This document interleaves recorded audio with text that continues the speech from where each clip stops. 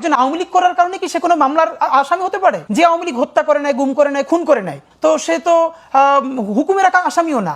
Philosophically Awami League করলে তো একজন হত্যা করতে পারে না। শত শত মামলা আছে যেই মামলার মধ্যে এমন অনেক লোককে হত্যার আসামি দেখানো হয়েছে যে কোনোভাবে এই হত্যার সাথে সংযুক্ত না। বাড়ি ধরেন ঝালকাঠি, তাকে যাত্রাবাড়ি পুরানোর মামলায় দেওয়া হয়েছে এবং সে গত 10 বছরেও যাত্রাবাড়িতে, ভালো কথা, ঢাকাতেও আসে নাই।